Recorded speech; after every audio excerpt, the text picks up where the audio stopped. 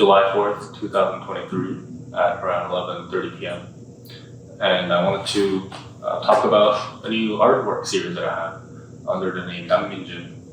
And just like almost 4 years ago that I made one of these videos explaining my interface paintings under Sebastian Park, I wanted to explain this new series because I'll be making it for a long time, and the meaning behind it and what I plan to do with it. So with the said park paintings, the interface paintings in particular, they're more inspired by conceptual art and definitely a lot of pop art as well. But I would say a lot of the paintings lean towards the conceptual side.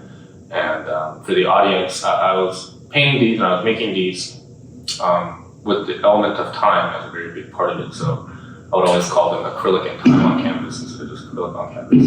And not a lot of people sort of like understood what it is, or they would just be like, oh, why did you print out a screenshot? And it's not a printout, it's an actual painting.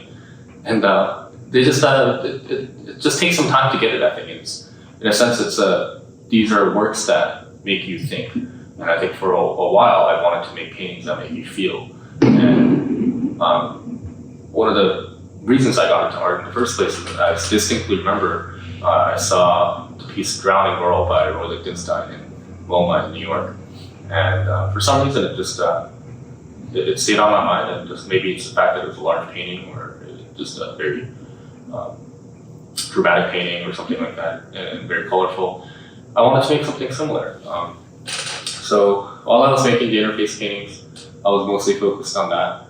And this project, which the two of these paintings behind me are one of the first paintings in the series, but I actually started one quite a while ago, almost 2-3 years ago, under SEMO, which is like an ode to SEMO, with Basquiat's project a while ago.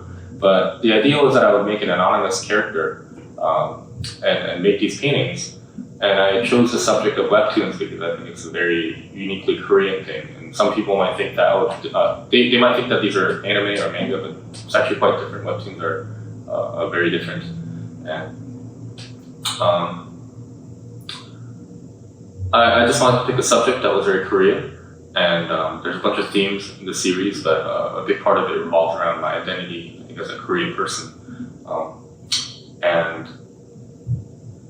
Korean culture in general. Nowadays, K-pop and K-dramas and all these things are very popular, and I think that the world pays a lot of attention to Korea, and it wasn't always sort of like that, and especially when I grew up, it certainly wasn't like that. And I'm very fascinated by this fascination of Korean culture, and I want to portray that as well. So the subjects in the paintings as well, I try to pick subjects that are very dramatic. In K-dramas, you'll notice things like kissing scene that takes 10 different angles in like 5 minutes. No, I just take things that I'm very used to, and again, it goes back to wanting to make things that make you feel, and I want it to be an immediate reaction to something, and that's why I choose more of the dramatic scene. And it's also quite personal. I think that a lot of themes are personal. For example, soju is a recurring theme in these paintings and something that I consume and am very familiar with. And it's just a part of my memories and my life, and not just soju, but basic things. So things that I try to portray in these paintings.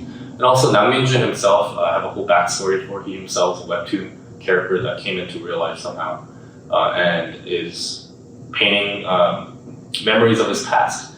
And so he's in this real human world now, but he's a webtoon character, and no one really recognizes him, whereas in the past he was like the main character. He also misses his lead actress, or his main love interest in his own webtoon, and there's a whole thing that I'm currently writing, and it's in the form of a webtoon itself, so it's kind of meta there.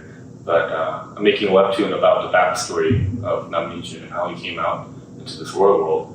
And it all ties back into also social media. So I'm planning to post some of this stuff online, and it all ties back into the webtoon itself that I'm creating. But yeah, the primary purpose, I would say, is just like any other thing. I just really like making things. It's just another channel and form of creation. And I also have some 3D sculptures that I'm working on. So I'm working with a 3D artist to take one of the webtoon characters that we've created and turn it into I want to create a real life-size sculpture of it. But first we're starting with a small prototype, the scaled down version, and hand painting it out. I'm just very fascinated by also like just the style of webtoons. It's very distinct, and I tried to pick a style and come up with one that is unique as well as very distinctly like webtoon-like. And the process of creating this is actually also something that I'm refining quite a bit. And I am working with the actual like Korean webtoon artist to create some of these panels and also the characters, the recurring characters. I first start out by gathering a bunch of references and I come up with exact requirements of this scene. I kind of script it out almost. And the initial idea was that each artwork is going to be like triptych or diptych. It's just going to be multiple scenes as one artwork instead of just having one single painting. And it would tell like an actual story. So I'd write all those things out. I would sketch it out also sometimes, and then I would send it to the artist who would then do a draft of it. I get some feedback, and then they make a final color version. I get that file, and then I change most of the colors and the composition of them. And then I actually then take it to a mural artist who then takes it and then makes it into the paintings that you see here, acrylic paintings. So it's like a multi-step process. And the reason that I work with like a different painter to actually create them is, for me, the end result is what matters. I would really like them to be as clean as possible. It matters a lot though that they're hand painted instead of just printed out or something.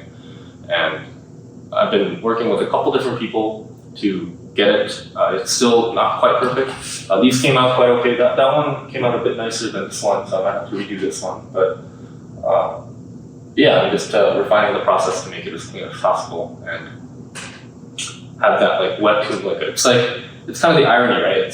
Webtoons are meant to be consumed on a digital screen, unlike manga, which is printed out. And I would like to replicate that as much as possible by hand. And so that's kind of that's a challenge. It's not that easy to make it look like that, but I'll get there eventually. So that's the story. I already have a few different panels illustrations that I finalized myself. They're just waiting to be painted. It just costs a lot of money and time to do, so that's kind of the bottleneck right now. And, but I'm very excited for this new series and to get the first episode of the webtoon created. I'm calling it 웹툰작가. That's the name of the actual webtoon, or the Webtoon Artist in the English version. That will tell the story of Nam Minjoon and his backstory, how he came to be here in the real world, and why he's creating these paintings. And when I do post these, I will be actually covering my face or using some sort of AI to make myself into a webtoon character, and that will be Nam Minjoon. So he's the one that's making these. And that he's the artist behind them. So we'll see. I'm excited. Every time I create a new series, I'm very excited for it. And again, I think it'll be something that I'll be making for a very long time. If anything, I just like keep doing them.